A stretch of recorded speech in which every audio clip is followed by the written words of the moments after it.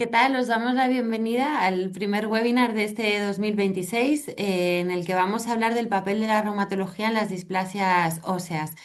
Unas enfermedades que son minoritarias, no son muy conocidas, pero no por esto son menos importantes. Y bueno, tenemos hoy el placer de organizar este webinar junto con la Asociación de Acondroplasia y otras displasias esqueléticas con enanismo de ADE, con quien ya hemos colaborado y hemos hecho otros webinars y otras iniciativas. Contamos con la participación de Carolina Puente, que es su presidenta. Carolina, ¿qué tal? Bienvenida. Hola, muchísimas gracias, Ana. Muchísimas gracias también a los doctores por este encuentro. Bueno, a los doctores, como decía Carolina, que tenemos para este webinar es al doctor Josep Blanch. Él es presidente de honor de nuestra sociedad, de la Sociedad Española de Reumatología, y además es profesor colaborador docente de la Universidad Pompeu Fabra de Barcelona, entre otras muchas cosas, porque tiene un bagaje profesional enorme, pero yo no voy a perder más tiempo en la presentación. Muchas gracias, doctor. Buenas tardes, gracias a vosotras por invitarme. Es un placer estar aquí. Y otra doctora también con un bagaje muy importante en las displasias óseas y que además repite, porque ya tuvimos el placer de tenerla en un webinar anterior, es la doctora Pilar Aguado. Ella es del Servicio de Reumatología del Hospital Universitario de La Paz en Madrid. Pilar, bienvenida. Muchas gracias. Buenas tardes. Un placer estar con vosotros.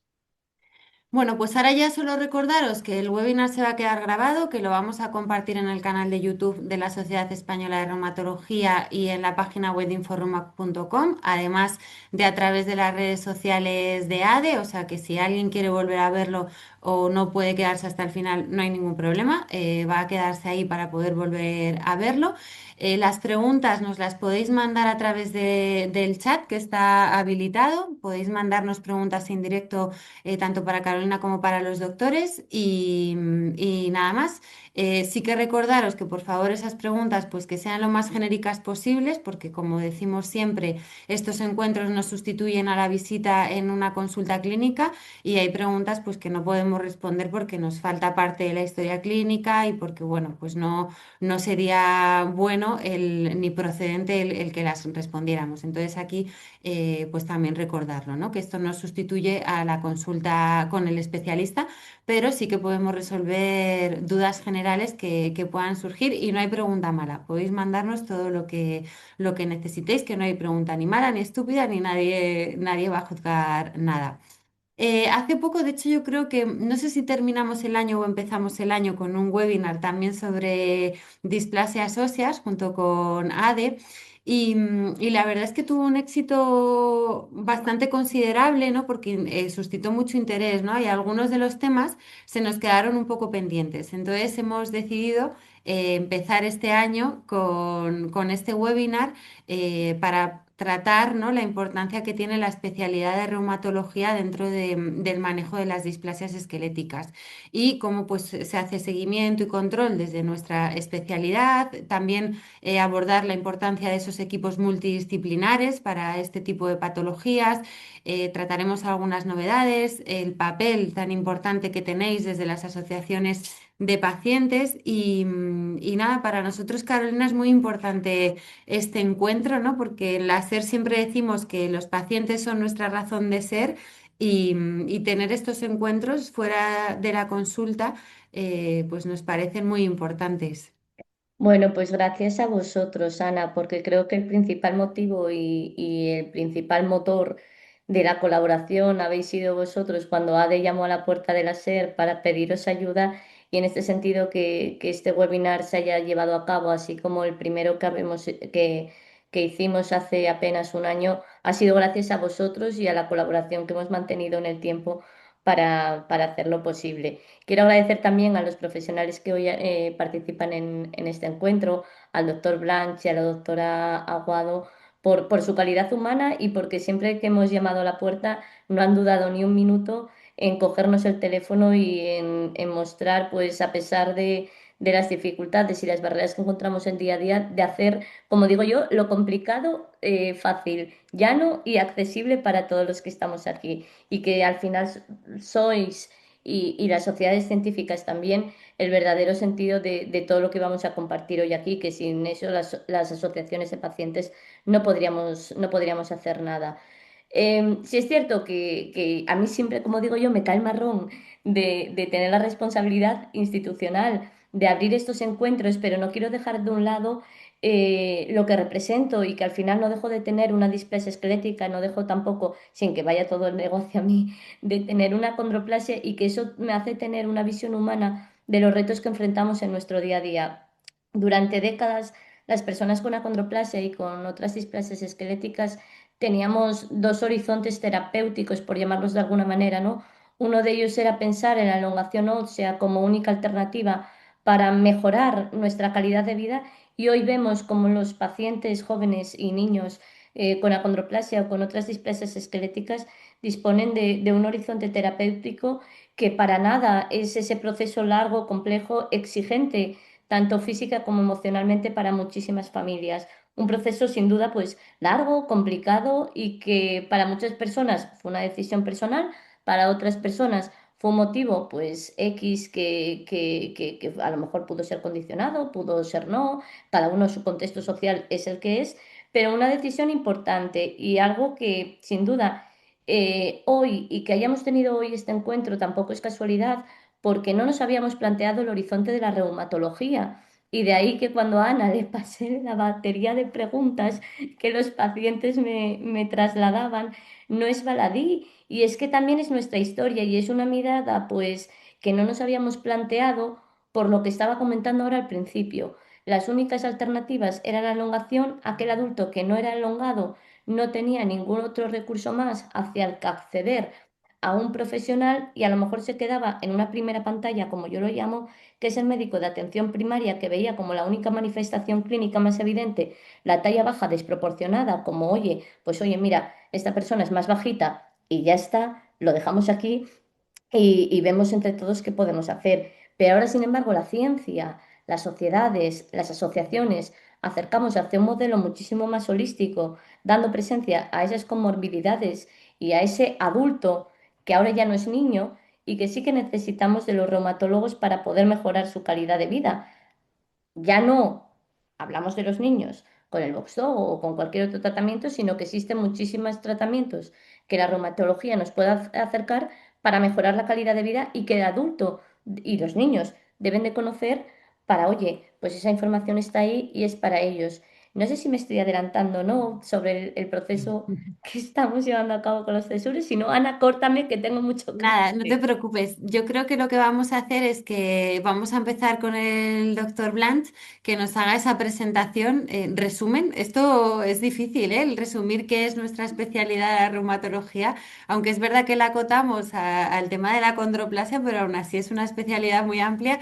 Y nada, si te parece, empezamos con su exposición. Decirle a la gente que nos está siguiendo que el modelo que vamos a hacer es que primero habrá una exposición del doctor Blanch y después de la doctora Aguado y luego ya empezamos a responder las preguntas. Mientras tanto, en el tiempo que ellos estén interviniendo podéis mandar preguntas al chat sin problema porque yo las voy a ir recogiendo.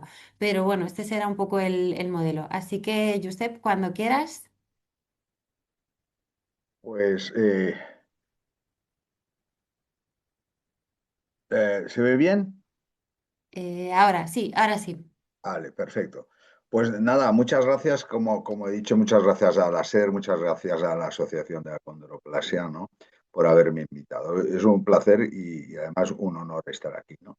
Y en la línea de lo que comentaba Ana, y después de las palabras de la señora presidenta, que por cierto que hablas excelentemente, Carolina, hablas muy bien, ¿eh? Te felicito. Pues yo lo que voy a hacer, más que entrar directamente en lo que es la condroplasia, que eso se lo dejo a la doctora Aguado, que sabe muchísimo, voy a explicar un poco qué es la reumatología, porque muchas veces es una especialidad que la gente de la calle no entiende muy bien qué es, no sabe qué es el reumatólogo, ¿no? ¿Qué especialidad es esta? ¿Es un traumatólogo? ¿Es un internista? ¿Qué es, no? Y también voy a explicar lo que podemos, con los reumatólogos y las reumatólogas, lo que podemos ofrecer a la gente con acondroplasia, que creo que es mucha. Porque, como veréis, nosotros tenemos una visión muy holística del paciente, ¿no? Una visión muy integral. No solamente vemos un hueso, ¿no? No solamente vemos una articulación, sino que vemos una persona, ¿no? En su sentido más amplio. Y esto todos los reumatólogos lo tenemos. Y además tenemos otra característica, que estamos acostumbradísimos a tratar con la cronicidad, ¿no? Somos una especialidad que muchas de nuestras patologías son crónicas para toda la vida y tenemos ya esta mentalidad de un abordaje continuado de la enfermedad, ¿no? Que muchas especialidades no tienen. Bueno, y ya sin más dilación, bueno, la reumatología es una especialidad médica que se encarga del estudio, el diagnóstico y el tratamiento de las enfermedades del aparato locomotor, ¿eh? El aparato, el sistema que nos permite movernos, ¿no? Y además de tratar desde el punto de vista médico, no quirúrgico, todas las enfermedades del aparato locomotor, también tratamos, y es una parte esencial, sustancial de nuestra especialidad, las enfermedades del tejido conectivo, que muchas de ellas son de tipo autoinmune. Entonces son enfermedades de los huesos, aquí hay un ejemplo como osteoporosis, enfermedades óseas metabólicas, displasias óseas, ahí entraría la condroplasia, enfermedades de las articulaciones, la artritis reumatoide, cualquier tipo de artritis, la artrosis, las enfermedades por microcristales como la gota, las enfermedades de los músculos o las miopatías, las enfermedades que cursan con dolor crónico generalizado musculoesquelético, como los síndromes de sensibilización central, la fibromialgia, la fatiga crónica, las enfermedades que van con dolor musculoesquelético localizado, tendinitis, bursitis, y, como he dicho, las enfermedades del tejido conectivo, que la mayor parte de ellas son enfermedades autoinmunes. Y los reumatólogos somos expertos en estas enfermedades, que son en general todas ellas de tipo crónico, ¿eh? Son enfermedades que acompañan, por desgracia, al paciente a lo largo de toda su vida, ¿no? Dentro de las enfermedades reumatológicas están, como he dicho, las óseas, y dentro de ellas las displasias esqueléticas como la acondroplasia. Bueno, ¿por qué la reumatología es importante o puede ser importante en el manejo de la acondroplasia? Porque en la acondroplasia, ya lo explicará Pilar exactamente lo que es una displasia esquelética de origen genético provocada por una mutación del gen FGFR, el receptor del FGF. Es una enfermedad autosómica dominante de ganancia de función en la cual hay una frenación de la actividad de los condrocitos, y eso hace que los huesos pues no se puedan desarrollar de una forma completa, ¿no? Pero aparte de esto, estos pacientes tienen, aparte de tener un acortamiento de un rizomélico y muchas otras alteraciones musculoesqueléticas, también tienen dolor crónico y rigidez articular. Este dolor crónico es multifactorial, hay muchos factores que intervienen, ¿eh? Desde las alteraciones biomecánicas que tienen, son pacientes que tienen alteraciones a nivel de la estática del raquis, que tienen hipercifosis, hiperlordosis, ¿eh? Todo esto hace que las cargas a nivel esquelético sean no las adecuadas y provocan dolor y discapacidad.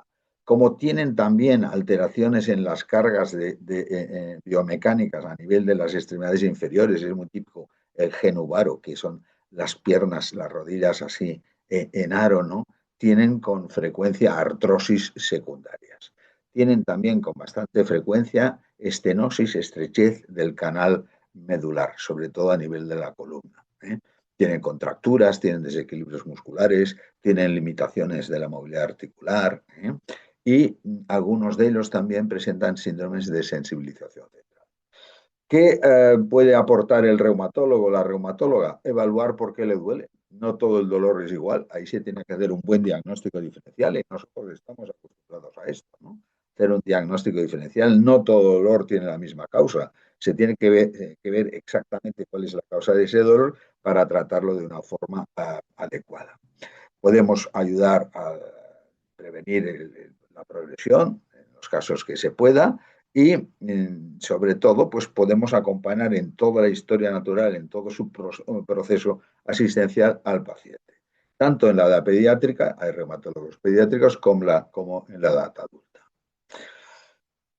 Bueno, siguiendo en cómo podemos ayudar a los pacientes con acondroplasia desde la reumatología, como hemos dicho, somos expertos en dolor crónico, podemos identificar la causa, ajustar los tratamientos de una forma segura, evitar que el dolor controle la vida diaria de estos pacientes, tratar la artrosis, detectándola de una forma precoz, tratándola como podamos, porque se pueden hacer cosas delante de la artrosis, y también hacer un poco como controladores, ¿no? En esta visión holística global del paciente, derivar al paciente a otras especialidades cuando sea necesario. Y, y como hemos dicho, los reumatólogos somos especialistas en las enfermedades óseas y también en displasias esqueléticas. Y tenemos esta visión de coordinación holística, trabajando conjuntamente, eso que se comentaba por parte de Ana y por parte de Carolina, la multidisciplinariedad. Hoy en día no se puede trabajar solamente desde una especialidad, sino que se tiene que trabajar conjuntamente, ¿no? Con diferentes especialidades, ¿no? Cada uno aporta su granito de arena y al final el paciente pues está lo mejor tratado posible. Y esta labor de coordinación la podemos hacer, podemos coordinarnos con los traumatólogos, con los rehabilitadores, con los neurólogos y con muchas otras especialidades que pueden participar en el proceso asistencial del paciente acondroplásico. Y ya, bueno, ya doy la palabra o paso la palabra a Pilar. Buenas tardes. Bueno, ¿dejas de compartir, Josep, para poder compartir yo? Perfecto, sí. Bueno, voy a compartir pantalla, lo primero.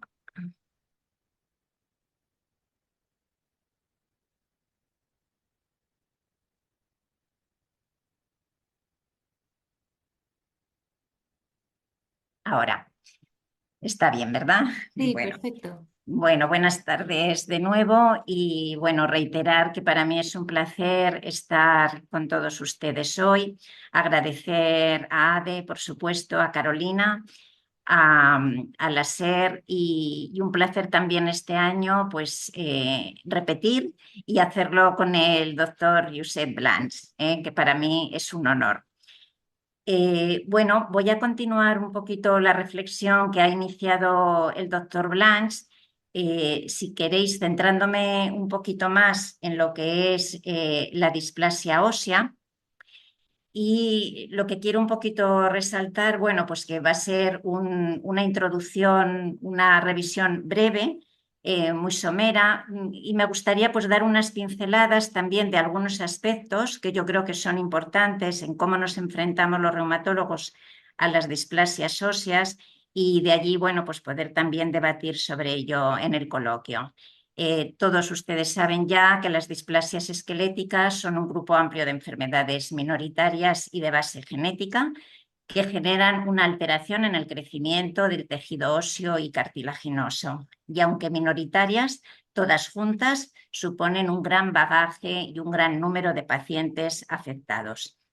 Metiéndonos ya en la acondroplasia, ya lo ha comentado el doctor Blanch, pues es la displasia esquelética más frecuente, que se asocia con talla baja disarmónica. Es una enfermedad causada por la mutación que también ha comentado el doctor Blanch del gen receptor 3 del factor de crecimiento fibroblástico, que frena el crecimiento de los huesos, que tiene una herencia autosómica dominante, lo cual supone que cuando un padre es afectado, el 50% de la descendencia podría ser afectada, pero también nos encontramos con casos nuevos o espontáneos en los que no hay antecedentes familiares. Es una displasia cuya incidencia en España se estima en 14 casos nuevos anuales, lo cual para una displasia es importante. Y bueno, pues que efectivamente las displasias han sido sobre todo atendidas en la edad infantil, es donde se han centrado muchas veces, aunque todavía escasos, pues los recursos existentes, y sabemos que existen unidades multidisciplinares de displasias esqueléticas que sobre todo lo constituyen pediatras y especialistas en genética. y que han supuesto un avance en la atención a estos pacientes, sobre todo en la edad infantil, pero que el abordaje estructurado en el adulto todavía constituye un reto. Un poco como resumen también de todo lo que ha expuesto el doctor Blanch, cuáles son la afectación clínica en la que el reumatólogo puede ayudar más, ¿no? Por supuesto, bueno, pues en todo lo que es el abordaje, no en la edad infantil, pero sí en la edad adulta, de toda la repercusión que supone a nivel estructural y a nivel clínico tener una talla baja disarmónica de predominio en las raíces de los miembros. La cifosis, escoliosis e hiperlordosis con las complicaciones neurológicas que a veces supone. El reumatólogo está acostumbrado a verlo y a estar alerta a los síntomas que puedan denotar complicaciones. Todo lo que suponen los problemas de la alineación, el más frecuente el genuvaro, con muchas veces una artrosis precoz de inicio en pacientes muy jóvenes, el dolor crónico, la rigidez articular, la debilidad funcional, todas las cirugías correctoras que a veces están sometidos los pacientes, que muchas veces, pues, como desenlace, tiene una discapacidad. Y, por supuesto, toda la repercusión, el abordaje que hay que hacer integral al paciente, porque todo esto conlleva, pues, una gran repercusión en la esfera psicosocial y en la calidad de vida.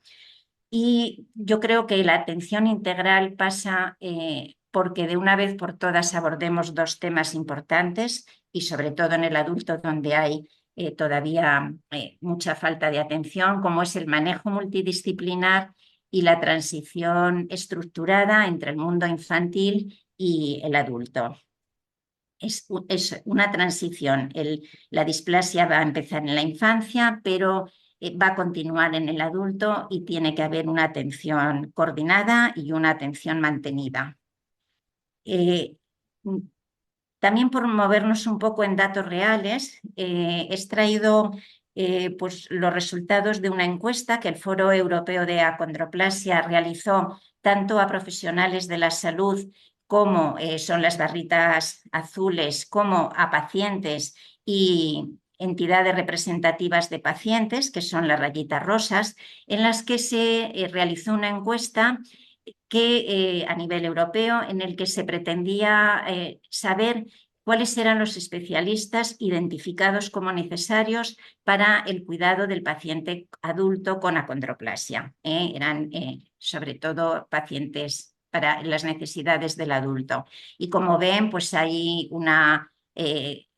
múltiples especialistas que son necesarios para la atención integral del paciente con acondroplasia, pero desde médicos especialistas, por supuesto, atención primaria es la base de la que hay que partir, cirujanos, pero también fisioterapeutas, profesionales relacionados como nutricionistas, dentistas, y todo lo que supone el soporte social y de salud mental. Y me gustaría destacar, pues, aquellos profesionales que fueron identificados como necesarios para la atención: cirujanos ortopédicos, genetistas clínicos y reumatólogos dentro de lo que es las especialidades médicas, sin menoscabar, por supuesto, el papel de todas las demás especialidades que, como ven, están identificadas: neumólogos, endocrinólogos, especialistas en ORL, etcétera, etcétera. Pero, como ven, necesaria una atención multidisciplinar.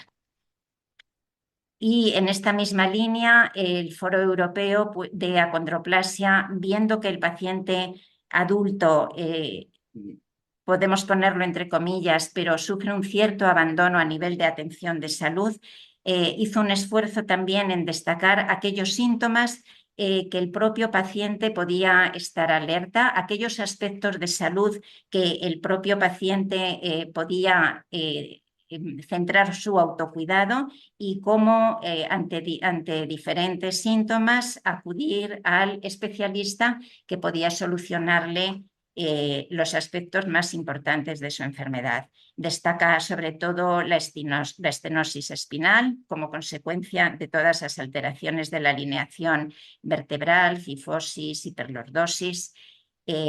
Destaca la apnea del sueño, muchas veces también de origen central, pero también provocada por la hipoplasia mediofacial, que produce una hipertrofia de las vegetaciones, una hipertrofia adenoidea y que también contribuye a la apnea, la monitorización de la presión arterial, estar alerta a los síntomas de pérdida de audición, a la ganancia de peso, que a veces es una verdadera obesidad y que el paciente también puede centrar muchos autocuidados, el dolor, la necesidad de muchos recursos de adaptación y de ayudas de soporte, el consejo genético y la salud psicosocial.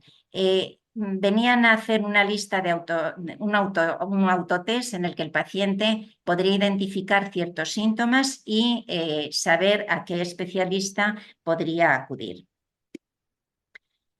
Pero el otro gran reto que tenemos en el adulto es el reto de la consulta de transición. En esta misma encuesta del Foro Europeo se hizo una valoración por países quienes tenían un proceso estructurado de transición de la edad infantil a la edad adulta, y la verdad es que países como Portugal o Francia pues lo tenían bastante estructurado. Claro, todo esto entre los encuestados, sabiendo que los encuestados, la mayoría de ellos, pertenecían o trabajaban en hospitales terciarios, lo cual esto supone que es una representación dentro de hospitales terciarios y de profesionales especializados en donde tenían unidades de transición. Pero fíjense que en España, en nuestro entorno, menos del 20% de los profesionales conocían que hubiera un proceso estructurado de transición. Y en aquellos países o en aquellos sitios en los que existía el proceso de transición, el problema era que el grado de satisfacción sobre la misma era, nadie la catalogaba como buena o muy buena y hasta más del 50% la catalogaban como pobre o mala. Y lo mismo ocurría sobre la opinión que había en la coordinación interdisciplinar. Hasta el 60% opinaban que no era satisfactoria. Y cuando nos vamos a las causas que pueden provocar estas barreras para que no haya un manejo efectivo del paciente con acondroplasia cuando transiciona a la edad adulta, pues los principales motivos que se identificaban era que no había especialistas adecuados con el conocimiento y con la experiencia adecuada para manejar al paciente adulto con acondroplasia, pero también que había una falta de interés entre los propios pacientes para seguir los cuidados médicos que muchas veces habían adquirido en la infancia. Es decir, en este proceso de transición había una gran tasa de abandono de seguimiento por parte de los pacientes. Yo creo que son temas pues, muy importantes en los que tenemos que identificar, abordar y para empezar a solucionar los problemas de atención en este problema médico. Y bueno, desde este punto de vista, destacar, porque con toda la modestia del mundo y con toda la falta todavía de experiencia y de conocimientos que nos faltan, pues sí que en reumatología tenemos experiencia en lo que son las consultas de transición, sobre todo en enfermedades inmunomediadas, y donde hemos conseguido unos resultados adecuados, tanto en el manejo de la enfermedad como en la adaptación del adulto, con una buena aceptación por parte de los pacientes y familiares y sobre todo con un muy bajo número de pérdidas de seguimiento cuando pasan a la edad adulta. Y yo creo que estos recursos y estos conocimientos debemos de aplicarlos o podríamos aplicarlos también al paciente con displasia ósea. Y bueno, no todo es negativo, no todos son problemas porque, como ya ha dicho Carolina, el futuro de la acondroplasia pasa por tener unos horizontes esperanzadores porque hay mucha investigación a nivel farmacológico también de no tener ninguna alternativa. Fíjense ustedes todas las moléculas en las que se está investigando. Es verdad que la mayoría de ellas están en fase 2 todavía, pero ya algunas han sido comercializadas, como es el Bosorotide, que ya está aprobado para niños a partir de los 4 meses y en los que hay una importante repercusión en el crecimiento. Con lo cual, si hay esperanza en toda esta investigación, pues los profesionales todavía nos tenemos que apoyar más los unos a los otros, profesionales, pacientes, porque no nos queda más remedio que seguir avanzando en mejorar la situación del paciente con achondroplasia. Y era esto lo que yo quería decirles. Bueno, muchas gracias, Pilar, por la exposición. Carolina, a vosotros en la Asociación de Pacientes, cuando llegan las personas con acondroplasia y con otras displasias óseas, ¿qué necesidades detectáis? ¿Qué es lo que más demanda este tipo de personas o qué necesidades son las que menos cubiertas tienen? Pues mirad, las principales demandas que tienen es algo que estamos trabajando, yo creo, de manera conjunta también con la SER, en la falta de información y el acceso a los profesionales. Era lo que comentaba un poco al inicio, que hice un poco de spoiler y me vine muy arriba contando demasiado, pero sí es cierto que al final los pacientes echan de menos de que en esas consultas de atención primaria, y todavía ayer con profesionales de atención primaria lo hablábamos, ¿no? En que sí es cierto que les ayudan, les acompañan y que tienen toda la información a su mano, pero necesitamos esa segunda pantalla que es el acceso a la reumatología y el acceso a los demás profesionales. Y los adultos, que es en concreto, pues al final por edad asociativa, el grosso de los pacientes que vienen a ADE, la principal demanda que tienen. Es algo también que estamos trabajando mucho y creo que todos los que estamos aquí en esta mesa sabemos de lo que hablamos, de estos famosos CESURES, que nos va la vida en ello este año para los adultos y que Pilar lo cuenta muy bien. Gracias a ese conocimiento de los CESURES, también de los centros de referencia, de que la edad, de que la infancia se hizo, podemos conocer muchísimo más al adulto hoy con acondroplasia y podemos hacer un mejor manejo clínico. Pero en resumen, es la falta de información y el acceso a los profesionales. Y por eso también de corazón que darte, Ana, las gracias por abrirnos las puertas de la SER para que los pacientes que hoy nos están escuchando y pacientes como yo, pacientes como de cualquier otra edad, puedan tener un conocimiento compartido, un conocimiento consciente, válido, veraz y que sepan, pues oye, a qué puerta llamar cuando nos pasan estas cosas. Carolina, mencionabas los tesures, doctor Blanch, Josep, no sé si aquí podemos adelantar que estamos un poquito de enhorabuena, ¿no? Ponernos en este 2026. Pilar ha hecho alusión a esas moléculas que se están investigando, vamos a Uf, intentar ponernos en positivo. En la parte de cesures también, bueno, podemos tener esperanzas y buenas noticias porque desde la SER estamos trabajando con el Ministerio de Sanidad y aquí pues eres nuestro máximo representante. No sé si hay algo dentro de la confidencialidad que pueda tener el proyecto en este momento que nos puedas contar o adelantar. Bueno, a ver, yo cuando la SER me nombró representante en el CESUR, bueno, el CESUR, a ver, ¿qué es esto del CESUR? CESUR es un acrónimo que quiere decir Centros, Servicios y Unidades de Referencia. Se creó hace más de 15, 20 años por parte del Ministerio de Sanidad, o sea, a nivel estatal, a nivel nacional de toda España, para intentar cubrir esta necesidad que había de atención especializada en patologías infrecuentes, en enfermedades minoritarias o en procesos diagnósticos o terapéuticos que fueran de elevada complejidad y no se pudieran realizar en todos los centros a la vez.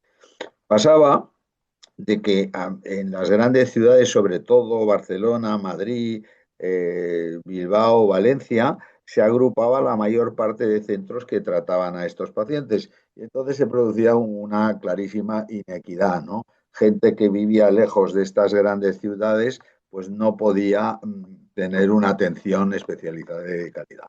Entonces se dio cuenta el Ministerio y creó los CESURES, que son unidades de referencia especializadas que todo paciente en cualquier parte de vida del territorio nacional tiene derecho a acudir a una de estas unidades, ¿no?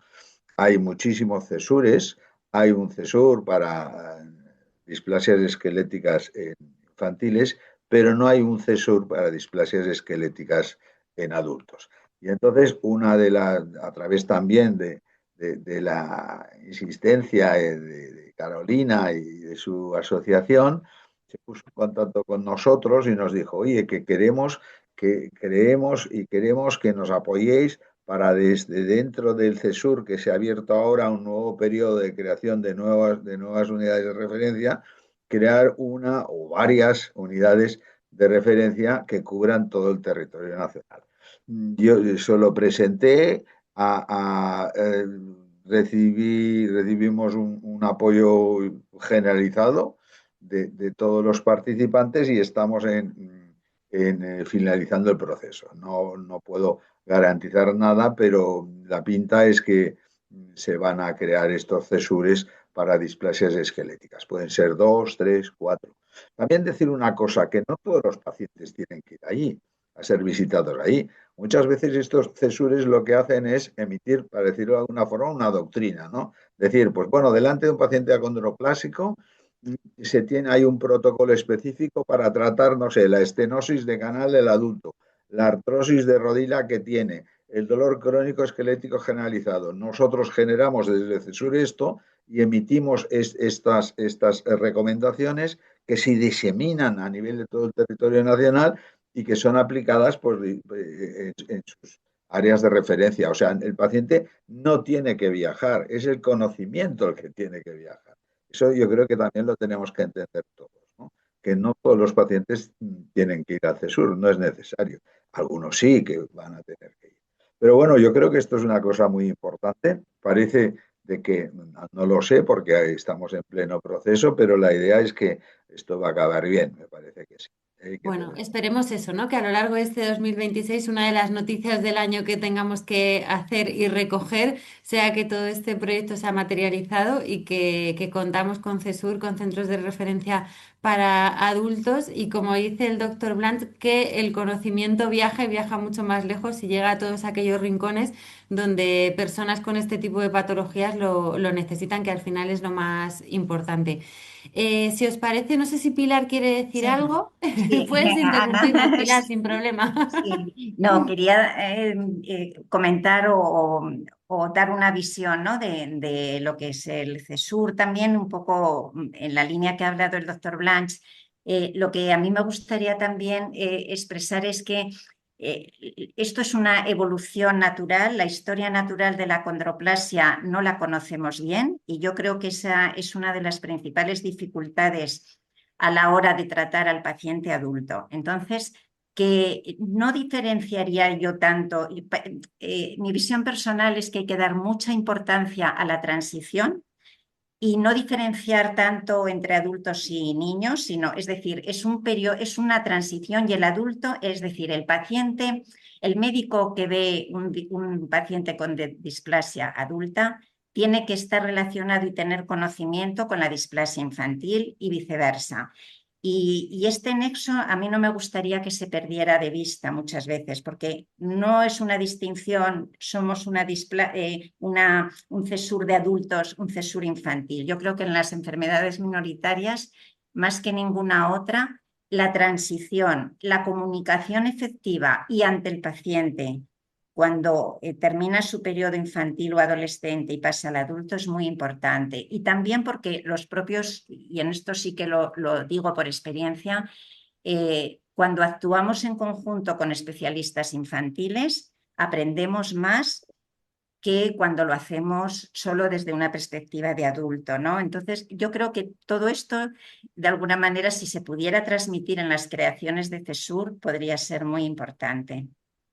Pues nada, aquí Sí, sí, tenemos de al acuerdo. doctor Blanch que está haciendo todo lo posible. Sí, de acuerdo totalmente, Pilar. Yo creo que tiene que haber un continuum asistencial, ¿no? Que no se tiene que romper la asistencia, ¿no? Que no se tiene que ser una cosa Eso es. separada, adultos de niños.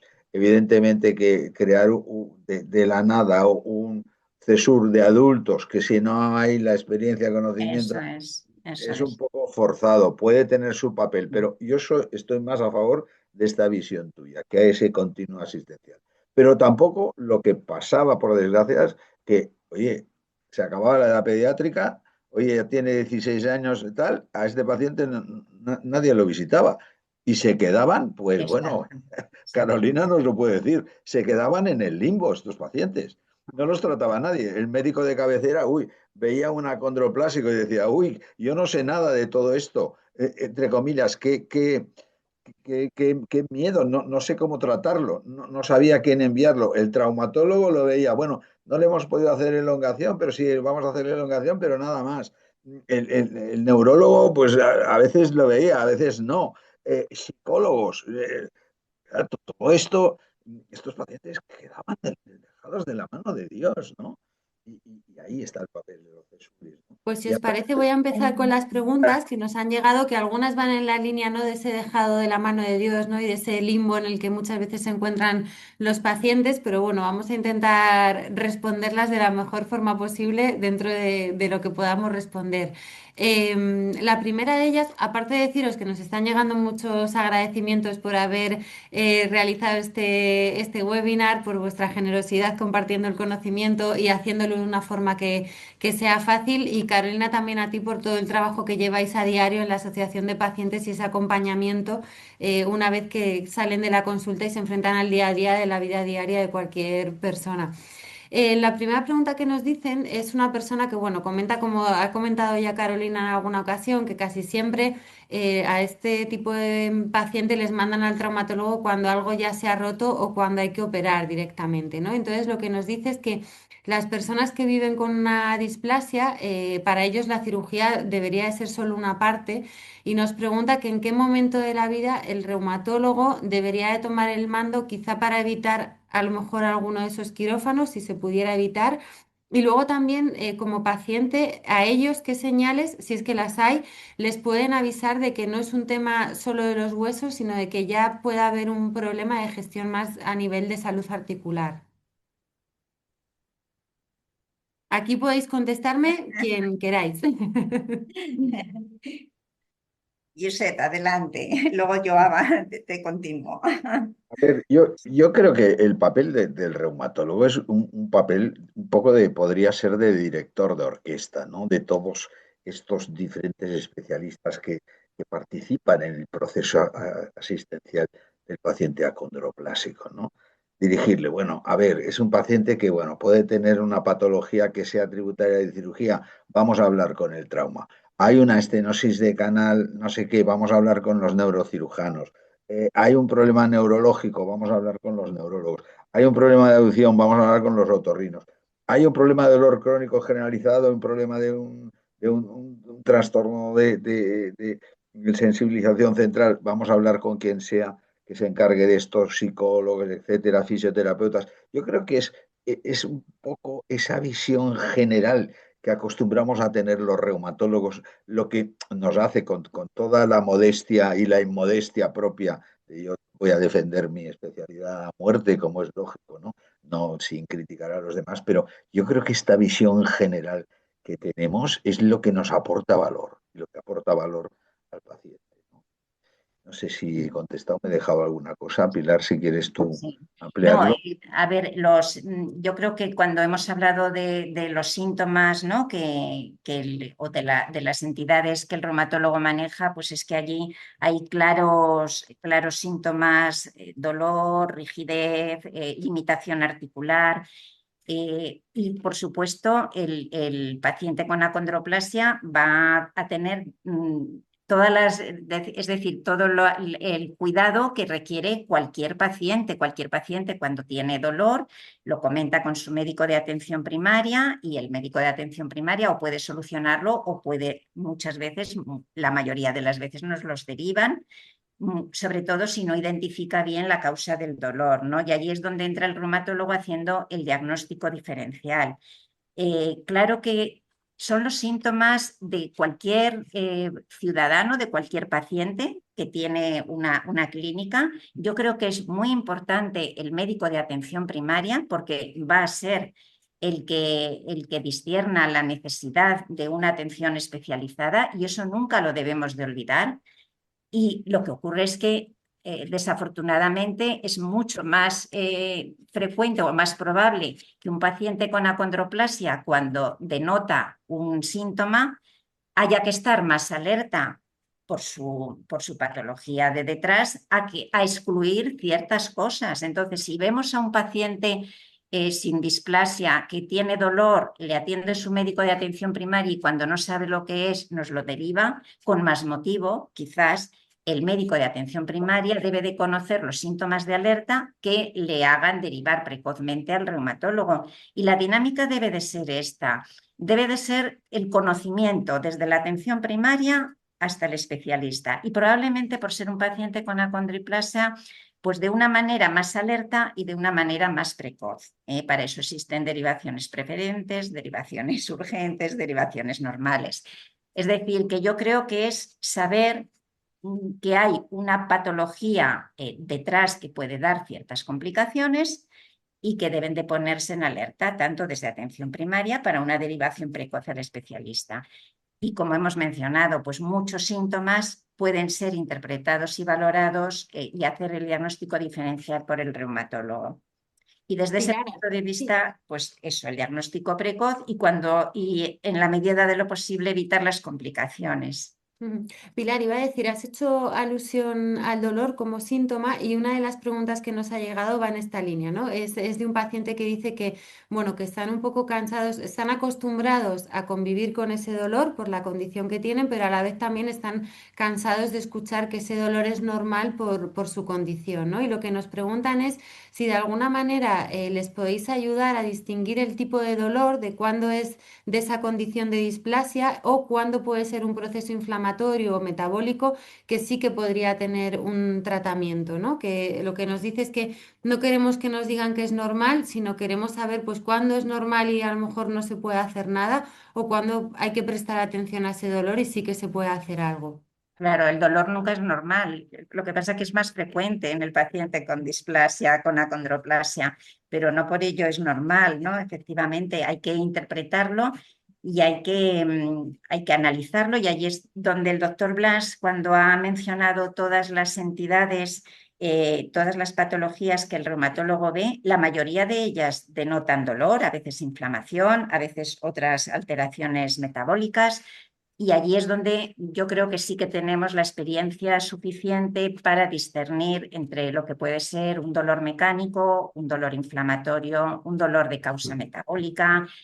En la condroplasia, el origen del dolor es multifactorial también, ¿eh? Puede ser mecánico por la desalineación, pero puede ser también un dolor difuso muchas veces por las alteraciones de la estática, el centro de gravedad que queda diferente a cuando se tiene una talla normal. Es decir, que hay muchas causas de dolor. Lo que sí que es verdad que a veces tenemos limitaciones en mejorar y en analizar ese dolor. Y yo creo que tampoco podemos crear falsas expectativas. A veces no damos la solución para todo, pero sí que hay que intentarlo, ¿no? Y yo creo que desde ese punto de vista sí podemos ayudar, Ujú. porque lo hacemos además a diario. No sé por qué motivo no podemos ver también al paciente con acondroplasia o ser derivado antes, ¿eh?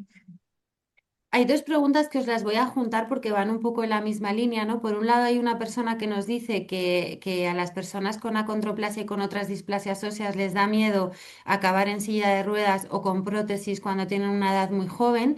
Y ahí nos preguntan si hay algún tipo de ejercicio, de alimentación o de hábito de vida que se pueda llevar y que pueda ayudar a proteger y a cuidar esas articulaciones. Y lo que os digo que os voy a hacer también que va ligado con esto es otra persona que nos dice que son conscientes porque siempre los doctores les suelen decir que tienen que fortalecer sus músculos para que pueda reforzar a las articulaciones, pero que al final también les da mucho miedo por esa fragilidad ósea que tienen el realizar ejercicio por si se lesionan, tienen alguna rotura o hay algún riesgo, ¿no? Y en este sentido, bueno, pues lo que nos preguntan es qué tipo de movimiento o de ejercicio se recomendaría desde reumatología para poder hacer ese fortalecimiento, pero sin el miedo a que se pueda hacer daño a la parte de cartílago o a las articulaciones, etcétera. Y, y Bueno, contesto si quieres, no, Josep. o- lo podemos contestar a dúo. Yo creo que han- medidas a nivel general, yo creo que son muy importantes de explicar. Tener un buen peso. ¿Eh? Como se ha comentado, también hay una cierta tendencia al sobrepeso y a la obesidad en los pacientes con acondroplasia. O sea, eso es lo primero, ¿no? Tener un normopeso fundamental. Segundo, hacer algún tipo de ejercicio de forma continuada, de forma constante, con disciplina. Ejercicios que no sobrecarguen en exceso, no de altísimo impacto, pero ejercicios, por ejemplo, de tipo isométrico, que aumenten la fuerza de los músculos que aguantan las articulaciones. Pensad que si los músculos son las estructuras que aguantan los huesos y las articulaciones. Si tenemos unos buenos cuádriceps, por ejemplo, a nivel de los cuádriceps son los músculos del muslo, si tenemos unos buenos cuádriceps, probablemente la artrosis que tengamos de rodilla la tendremos exactamente igual, pero la vamos a tolerar mucho mejor y tendremos mucha mejor funcionalidad. Esto se puede aplicar a cualquier otra estructura, por ejemplo, en columna, natación, ejercicio suave en medio acuático, va muy bien, aquagym, ejercicios que sean suaves, que no haya impacto, que no haya un excesivo golpe, excesivo traumatismo. Todo esto va extraordinariamente bien. ¿Eh? Una dieta mediterránea, una dieta estándar, no hacer dietas raras, no sirven para casi nada. ¿Eh? Una dieta equilibrada, tomar calcio para mantener unos huesos fuertes, tomar el sol 15 minutos cada día, si es necesario que hay un déficit de vitamina D, corregirlo. Todas estas son medidas de salud general que se pueden aplicar y se tienen que aplicar al paciente con acondroplasia, ¿no? Y bueno, cuando tienes una artrosis, pues tratarla de forma estándar, ¿no? Antiinflamatorios de forma puntual, analgésicos, se pueden hacer infiltraciones de ácido hialurónico, de corticoides, etcétera. Y si no va bien, pues siempre nos queda el remedio de la sustitución protésica. No sé, Pilar, si se te ocurre alguna Y cosa no, más. sí, efectivamente. Bueno, insistir en que, como ha dicho el doctor Blanch, pues ese tipo de ejercicio, eh, mm, ejercicios de resistencia y de fortalecimiento por grupos funcionales, que son los que empleamos luego en nuestras actividades diarias, y de tipo aeróbico suave, como ha dicho, andar, baile, que tengan poco impacto, e incidir sobre todo en ejercicio continuado, que lo ha dicho el doctor Blanch, y sobre todo adaptado y progresivo. Es decir, cada paciente, cada persona va a tener su nivel de ejercicio y va a tener su resistencia, y si es continuado, cada vez va a ser mayor y cada vez va a ser más progresivo, pero siempre adaptado, ¿no?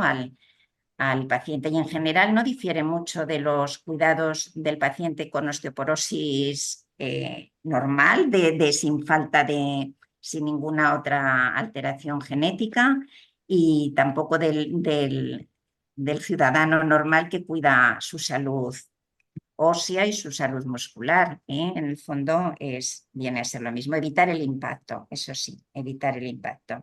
Ujú. Pilar, has mencionado la osteoporosis. En este sentido, hay un grupo de pacientes, ¿no? De mujeres. Nos ha llegado varias dudas relacionadas con lo mismo, ¿no? Con ese periodo de la vida de la mujer en el que es la perimenopausia y la menopausia, que lo ven como una amenaza porque, bueno, nos preguntan si su esqueleto, si sus huesos se desgastan de una forma más rápida o pueden tener un daño mayor en este periodo de la vida.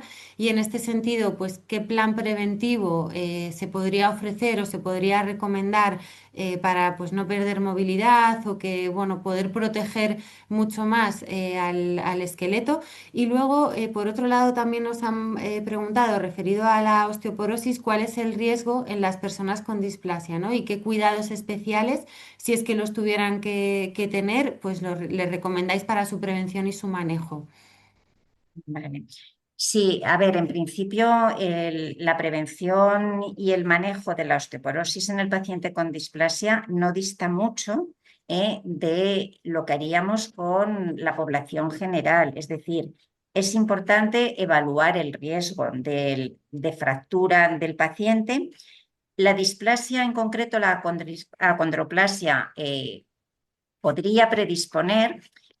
Mm, Pero hasta lo que yo sé, tampoco hay una incidencia mucho mayor de la que podría constituir en pacientes con riesgo de fractura que no tengan acondroplasia. Hay otras displasias óseas que sí, que se caracterizan por una fragilidad ósea excesiva, ¿no? Mayor de la habitual.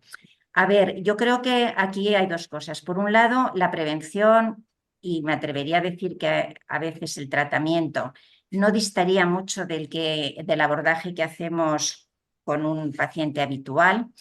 Eh, es cierto que cuando llega la menopausia, bueno, la pérdida de estrógeno supone un factor de riesgo como en cualquier otra persona. Lo que sí que podemos tener más limitaciones es muchas veces a la hora de interpretar las herramientas que usamos para identificar el riesgo de fractura del paciente.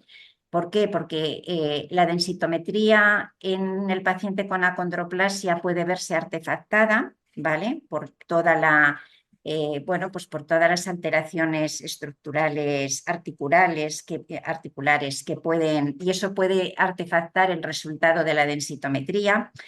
El índice de masa corporal de un paciente con acondroplasia también nos puede influir en el resultado de la densitometría y hay que saber interpretar esos resultados, ¿no? Pero fuera de estas limitaciones en las que el médico tiene que saber abordar esas limitaciones y esas carencias a la hora de diagnosticar bien, bueno, el abordaje sería el mismo, identificar factores de riesgo de fractura como en la población general y aplicarles al paciente, ya le digo, con limitaciones de interpretación de técnicas y a veces también con limitaciones de resultados de los tratamientos habituales, ¿vale? Porque no hemos de olvidar que los tratamientos farmacológicos están constatados en población sin displasia esquelética. Entonces, pero esto nos ocurre también con otro tipo de patologías. Un paciente con una osteoporosis y otra enfermedad digestiva, otra enfermedad hematológica, pues el resultado del fármaco a lo mejor no es el mismo que si no se tienen estas enfermedades. Es decir, sabiendo esas limitaciones, el abordaje es el mismo. El cuidado para la salud ósea, los mismos. Ya lo ha dicho el doctor Blanch. Ingesta de calcio adecuada, niveles de vitamina D, suplementación cuando sea necesario, ejercicio, el ejercicio físico que hemos comentado y los cuidados son los mismos. Ujú. Bueno, la siguiente pregunta te la voy a hacer a ti, Josep, porque eres quien ha presentado nuestra especialidad y hay alguien que nos ha mandado una pregunta que suele ser muy habitual, que no le queda claro qué diferencia hay entre el traumatólogo y el reumatólogo. ¿Eh? Pues, es una pregunta clásica. Buena pregunta. Bueno, a ver, mira, yo lo compararía un poco como nosotros somos los especialistas del aparato locomotor médicos, o sea, los que no operamos. Los traumatólogos, cirujanos ortopedas son los especialistas del aparato locomotor cuando hay un tratamiento quirúrgico, cuando se opera. Esto sería un poco a nivel general la diferencia entre traumatólogo y reumatólogo, ¿eh? Vamos a poner un ejemplo con todas las salvedades. Sería un poco como el cardiólogo, con respecto al corazón, como el cardiólogo, seríamos nosotros, ¿eh? Versus el cirujano cardíaco, ¿eh? Sería el traumatólogo. Ese sería un poco la diferencia. ¿Eh? A Vale. grosso modo y a grandes trazos, ¿eh? Con todas las Nos quedamos con ese grosso modo, un poco pues para dibujarlo, ¿no? Y saber esa diferencia. Y la siguiente pregunta también te la voy a hacer a ti porque, bueno, no sé si vas a poder contestar mucho. Es de un compañero reumatólogo que nos pregunta cuáles son los CESUR pediátricos. Nos pregunta también cuáles serían las propuestas de centro para CESUR del adulto, que esto pues probablemente a lo mejor no puedas contestarlo porque sea todavía confidencial. Os manda un fuerte abrazo o nos manda un fuerte abrazo. Se identifica como Genaro, yo creo que ya sabéis quién es. Y también nos pone una postdata, que yo creo que son deberes, esto me lo voy a apuntar yo porque creo que son deberes para la SER, en el que dice recomendaciones para manejo reumatológico de displasias en adultos imprescindibles, en mayúscula todo. No sé si le podemos adelantar algo, si nos Bueno, ponemos en contacto con él para los CESUR pediátricos. bueno, si acaso sí, Genaro es un nombre no muy común.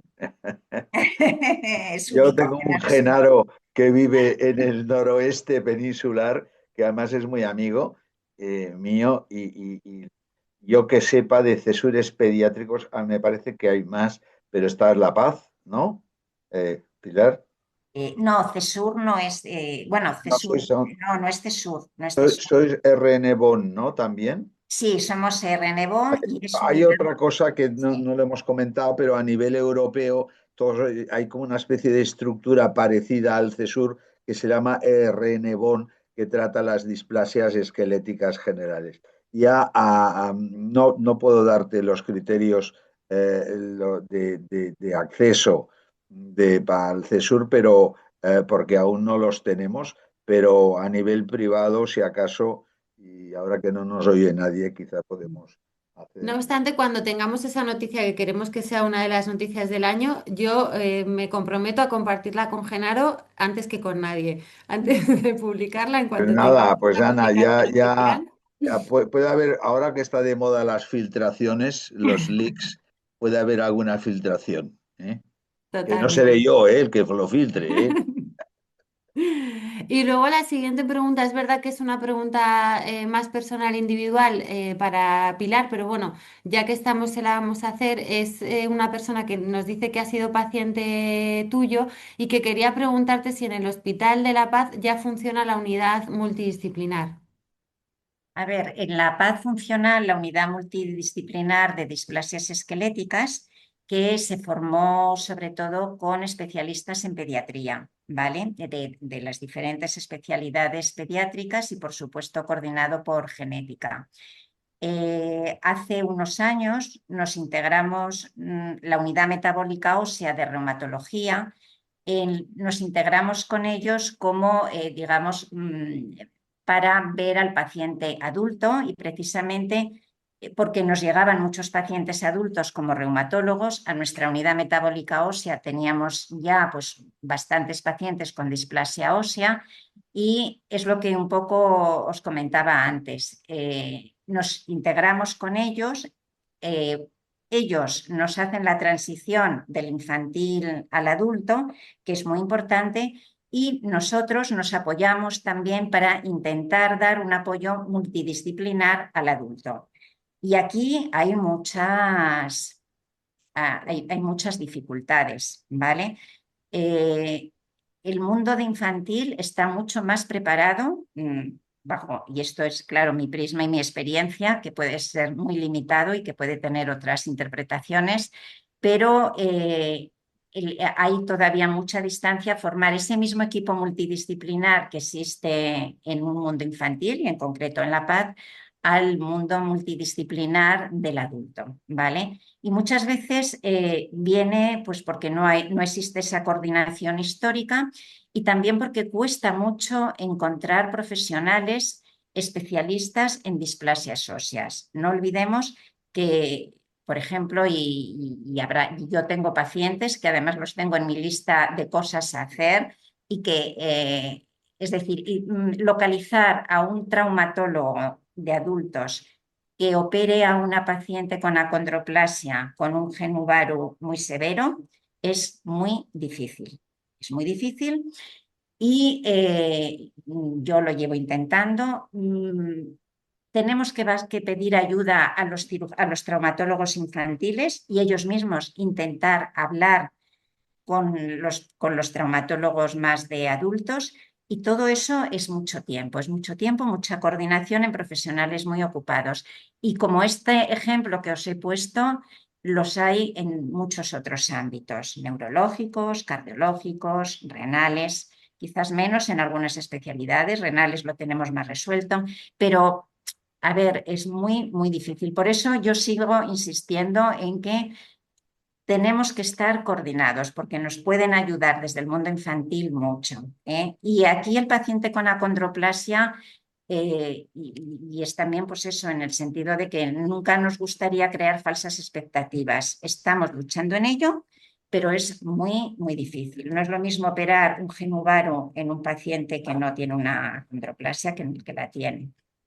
Y el Bueno, anestesista también tiene dificultades, ¿eh? No olvidemos que la hiperplasia adenoidea puede dificultar la intubación y un paciente acondroplásico no es lo mismo que un paciente eh, que no es displásico, ¿eh? volvemos a esa Bueno, importancia de la multidisciplinaridad, la transición, el viaje del conocimiento que decía el doctor Blanch, ¿no? Todo eso, lo importante que es. Os voy a dar agradecimientos de nuestro compañero que nos los manda desde el noroeste por haber respondido a su pregunta, de nuestro compañero reumatólogo, y voy a dar paso a una de las últimas preguntas. Nos han llegado dos ya.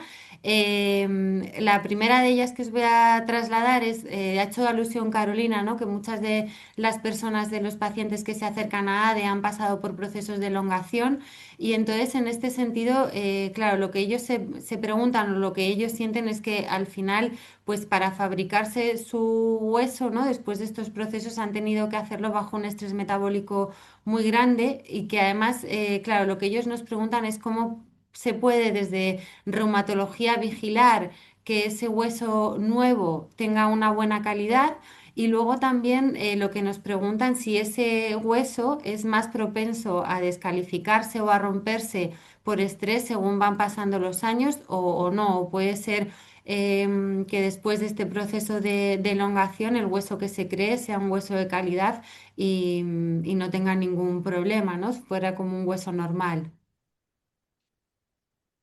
bueno, hasta lo que yo he podido revisar en este sentido, experiencia personal, no sé, Josep, tú nos podrás decir tu experiencia. Yo experiencia personal en pacientes con tratados no he tenido, con elongación, no he tenido. Sí que he revisado el tema y sé que hay mucha disparidad en resultados en estas técnicas, hay mucha controversia todavía, ¿no? En la eficacia de las mismas.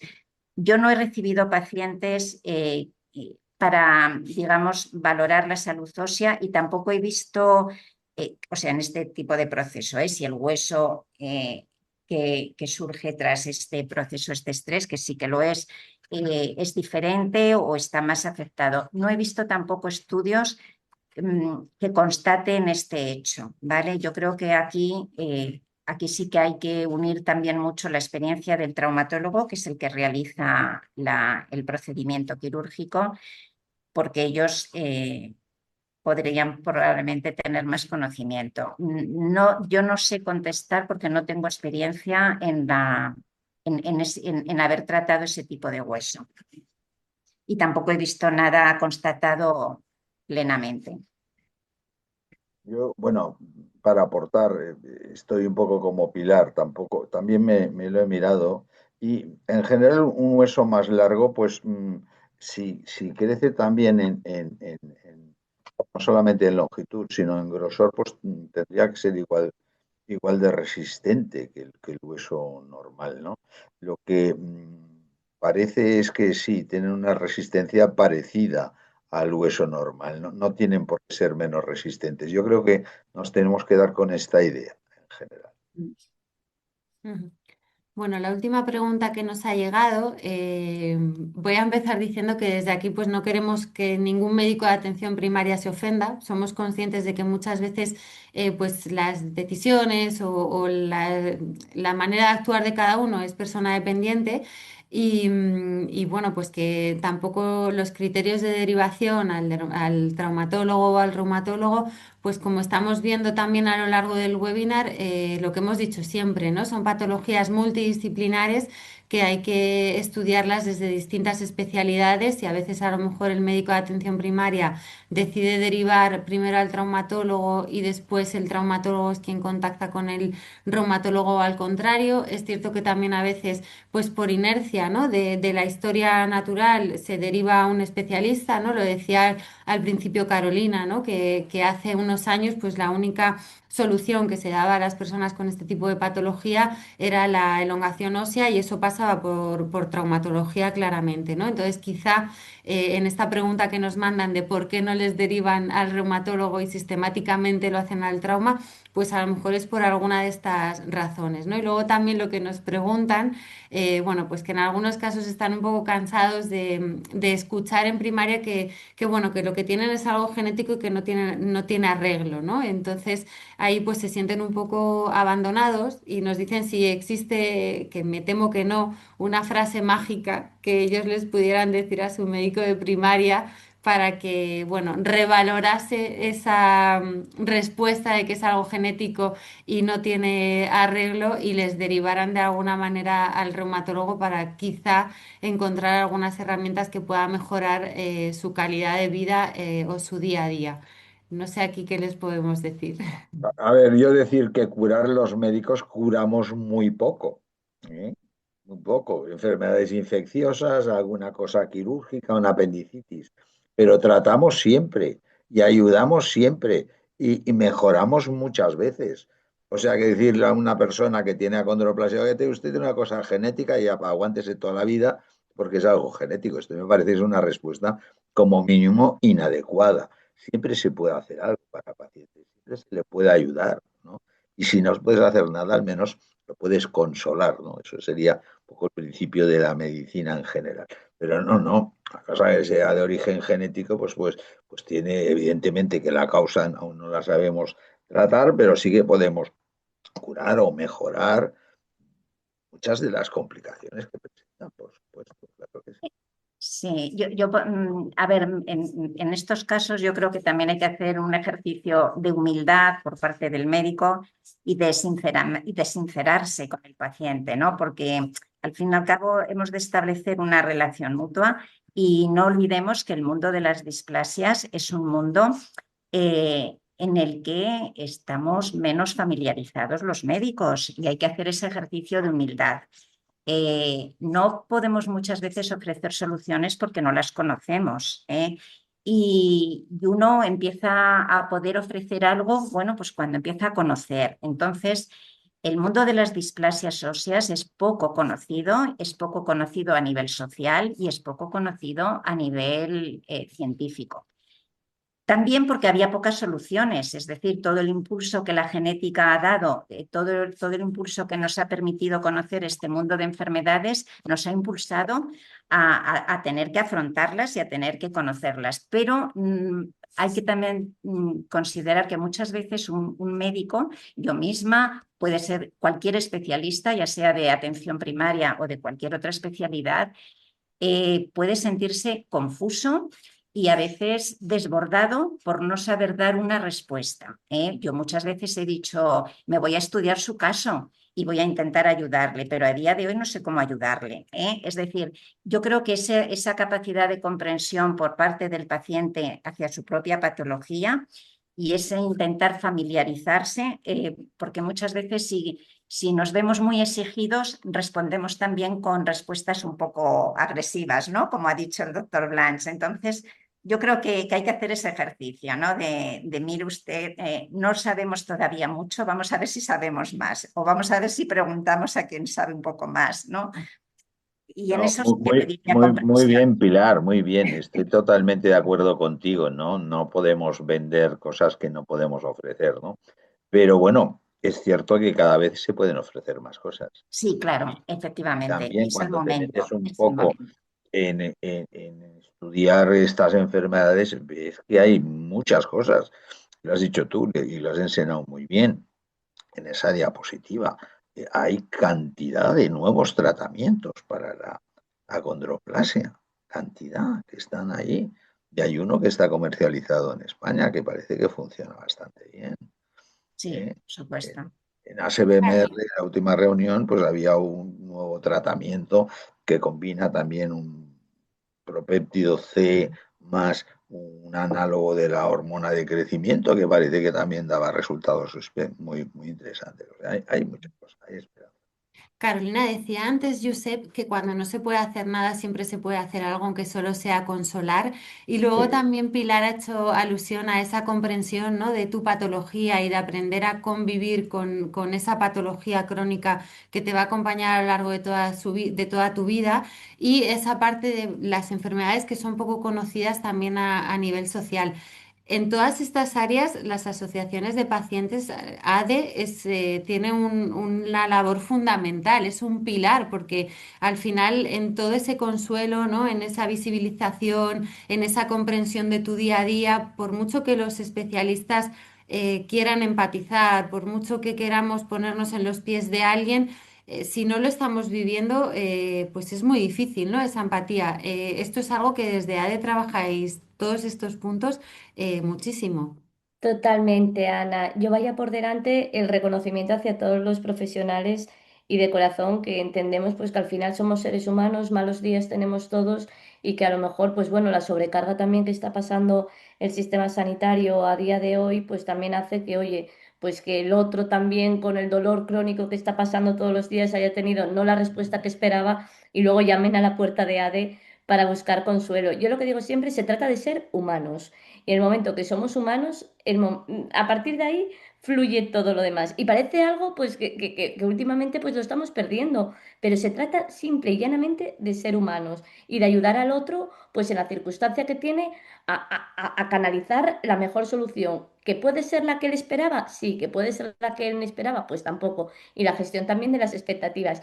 Yo voy a aprovechar 2 minutos, Ana, para hablar de 3 temazos que vamos a tener este año, que uno de ellos es el proyecto Senda. Y por primera vez ADE va a tener un trabajador social que va a acompañar a las personas con ADE en todo este tránsito para acompañarles en la vida diaria, tanto en el acompañamiento hacia el acceso a los profesionales, como en el acceso también a terapias psicosociales y en todo lo que puedan necesitar en la vida diaria.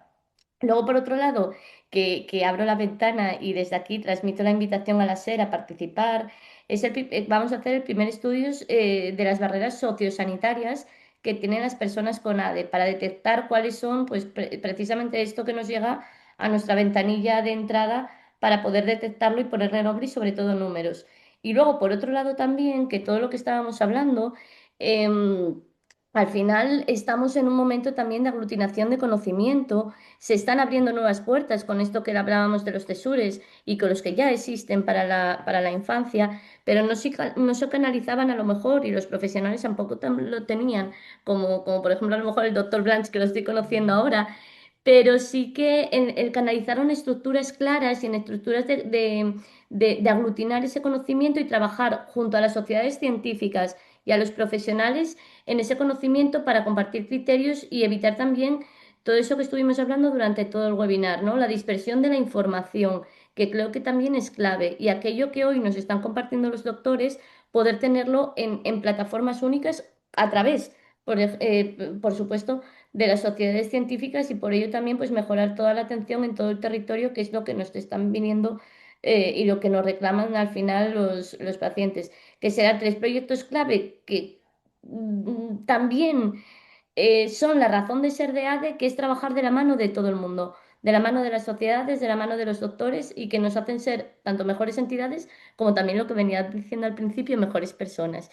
Y creo que también es lo que los pacientes necesitan, el profesionales humanos y tanto que se nos redunda ahora en la cabeza que parece que está de moda, pero el tener al paciente en el centro y que parece que a veces se nos olvida, pero que con las agendas que vamos todos como locos posesos que parece que nos va la vida en ello. Y por parte de las asociaciones igual. Y creo que también por el parte de las sociedades científicas, pues jolín, tenemos todos muchísimo volumen, se nos va de la mano y poner al paciente en el centro, a las personas, saber escucharlas. Y creo que es el mejor, pues, técnica, terapia y lo que hacemos un poco en ADE y creo que todo el resto también como podemos, no como queremos, porque era lo que decía, que la carga también nos lleva por los cerros de Úbeda.